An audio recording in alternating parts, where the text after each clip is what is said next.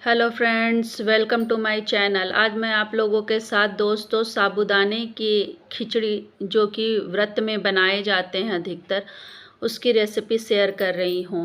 दोस्तों साबूदाने की खिचड़ी अधिकतर जो है वो खिली खिली सी नहीं बनती है लोगों से, और चिपचिपी बनती है।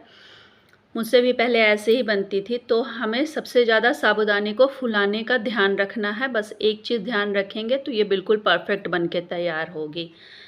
तो हमें अगर 1 कप हम साबूदाना ले रहे हैं तो हमें उसे 1 कप से थोड़ा कम पानी में फूलने के लिए देना है, और उसे 3-4 पानी से धो के और उसके बाद उसे 5-6 घंटे हमें फूलने के लिए छोड़ देना है, या आप ओवरनाइट भी छोड़ सकते हैं दोस्तों। बस आपको ये ध्यान रखना है कि पानी की मात्रा का ध्यान रखना है। उसके बाद दोस्तों हमें एक कढ़ाई में थोड़ी-सी मूँगफली रोस्ट कर लेनी है, और आप चाहे तो उसके छिलके को उतार सकते हैं या नहीं भी उतार सकते हैं, और उसे हल्का दरदरा सा ग्राइंड कर लेना है दोस्तों। मिक्सी में थोड़ा-सा पल्स मोड पे आप चला लेंगे तो ये पिस कर तैयार हो जाएगा। उसके बाद दोस्तों हमें आलू इसमें इस्तेमाल करना है, तो आप कच्चे आलू का भी इस्तेमाल कर सकते हैं और बॉइल्ड आलू भी इस्तेमाल कर सकते हैं। मैं कच्चे आलू का इस्तेमाल कर रही हूँ, और तकरीबन 1 से 1.5 टमाटर काट के रख लेंगे। उसके बाद दोस्तों हमें जो फूले हुए साबूदाने हैं उस पे हमें मूंगफली का जो पाउडर है उसे स्प्रिंकल करना है, और अच्छे तरीके से मिला लेना है साबूदाना में, ताकि साबूदाने में इस तरीके से करने से साबूदाने में जो भी एक्स्ट्रा पानी होगा वो मूंगफली थोड़ा-सा एब्ज़ॉर्ब कर लेगा दोस्तों। इससे हमारी जो साबूदाने की खिचड़ी है वो खिली-खिली सी बनेगी, और कढ़ाई में बिल्कुल चिपकेगी नहीं दोस्तों। तो हमें ये एक चीज़ का और ध्यान रखना है। उसके बाद कढ़ाई में हम लोग थोड़ा-सा घी डालेंगे दोस्तों। 1 चम्मच या 2 चम्मच घी डालेंगे। आप चाहे तो रिफाइंड भी इस्तेमाल कर सकते हैं। चूँकि व्रत के हिसाब से मैं बना रही हूँ इसलिए मैं घी ऐड कर रही हूँ।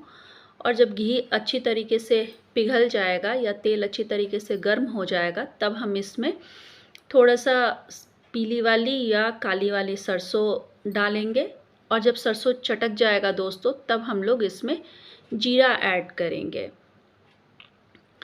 दोस्तों अगर आपको मेरी रेसिपी पसंद आती हो तो आप मेरे चैनल को लाइक और सब्सक्राइब कीजिए।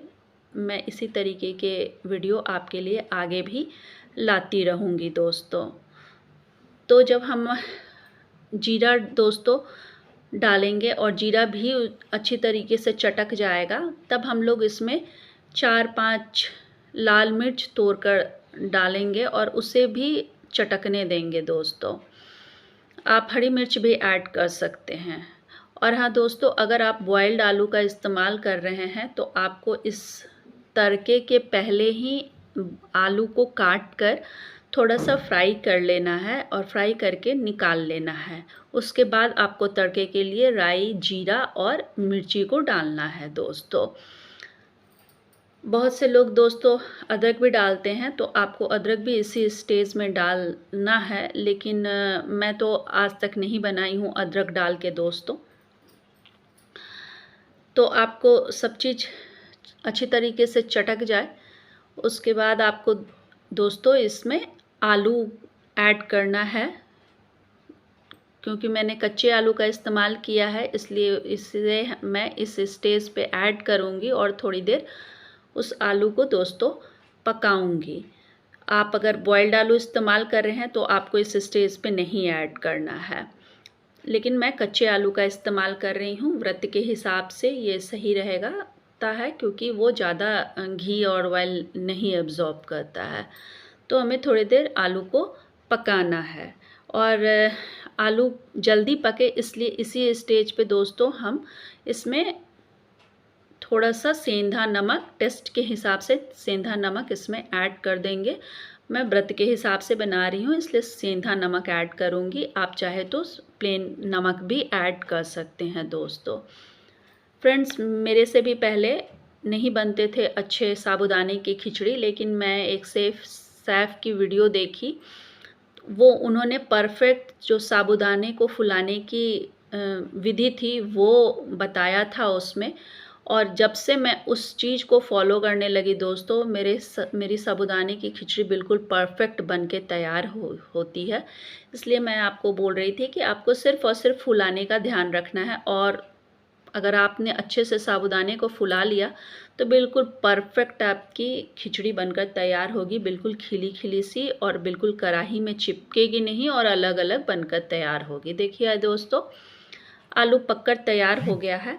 अब इस स्टेज में हम इसमें टमाटर ऐड करेंगे और थोड़ी देर दोस्तों टमाटर को भी पकाएंगे, ताकि टमाटर भी अच्छी तरीके से इसमें मिक्स हो जाए। खड़ा-खड़ा टमाटर नहीं रहे। टमाटर को हमें अच्छे तरीके से पका लेना है, ताकि अच्छे तरह से वो इसमें मिक्स हो जाए, गल जाए दोस्तों। इतने अच्छे से टमाटर को हमें पका लेना है।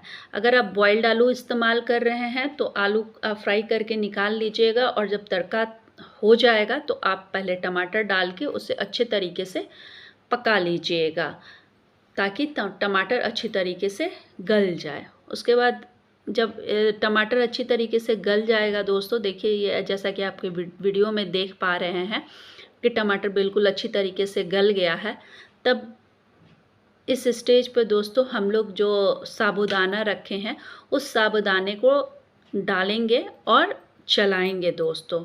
और दोस्तों साबूदाने की खिचड़ी बनाने में बिल्कुल आपको ध्यान रखना है कि इसे बिल्कुल आपको चलाते रहना है और मीडियम आंच पे रखना है। आप कभी भी साबूदाने की खिचड़ी तेज़ आंच पर नहीं बनाइएगा दोस्तों, नहीं तो ये खिचड़ी बिल्कुल ही आपकी बनकर नहीं तैयार हो पाएगी, ये कढ़ाई में बिल्कुल चिपक जाएगी। इसलिए आपको फ्लेम को बिल्कुल सीम रखना है, बिल्कुल कम पे रखना है, और जैसे ही आप साबूदाना डालेंगे आपको कंटिन्यूअसली दोस्तों चलाते रहना है। अगर आपने छोड़ दिया तो ये चिपक जाएगी दोस्तों, एक दूसरे में चिपक जाएगी, कढ़ाई में चिपक जाएगी। तो आपको इस बात का ख़ास ध्यान रखना है कि साबूदाना डालने के बाद हमें चलाते रहना है और सीम आंच पर रखना है दोस्तों।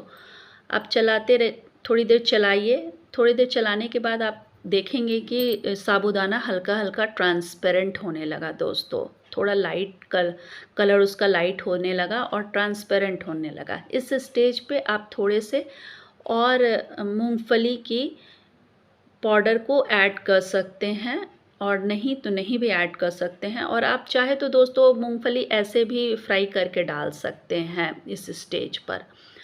तो मैंने थोड़ा सा मूंगफली पाउडर और ऐड किया है, और उसके बाद दोस्तों थोड़ी देर और हम लोग मीडियम आंच पर चलाएंगे। थोड़ा साबूदाने की खिचड़ी बनाने में दोस्तों थोड़ा पेशेंस रखना पड़ता है, थोड़ी सीम आंच पर उसे चलाना पड़ता है लगातार, ताकि वो अच्छी तरीके से पक जाए। आप जैसा कि वीडियो में आप देख पा रहे हैं दोस्तों कि मेरे एक एक दाने जो हैं वो धीरे धीरे जो है वो ट्रांसपेरेंट हो रहा है। तो बस हमें यही ध्यान रखना है। और आप देख रहे हैं कि मेरा हाथ बिल्कुल रुक नहीं रहा है, मैं बिल्कुल लगातार चला रही हूँ इसे। तो बस आपको इतना ध्यान रखना है, और धीरे धीरे ये बिल्कुल ट्रांसपेरेंट हो जाएगा। अबाउट 10 मिनट्स आपको लगेंगे सीम आंच पे इसको पकाने में। और ये बनकर देखिए तैयार करीब करीब हो गया है दोस्तों, बिल्कुल सारे ट्रांसपेरेंट हो गए हैं। इस स्टेज पे हम इसमें थोड़ा सा धनिया ऐड करेंगे और थोड़ा सा नींबू निचोड़ेंगे दोस्तों। नींबू निचोड़ने से इसका टेस्ट बहुत अच्छा आता है। तो ये गैस बंद करके आपको करना है, और दोनों धनिया स्प्रिंकल करके और नींबू निचोड़ के इसे एक बार अच्छी तरीके से दोस्तों चला लेना है, और ढककर आपको थोड़ी देर छोड़ देना है, और उसके बाद दोस्तों इसे सर्व कर देना है दोस्तों। देखिए ये बिल्कुल कितना अच्छा खिला खिला सा तैयार हुआ है दोस्तों।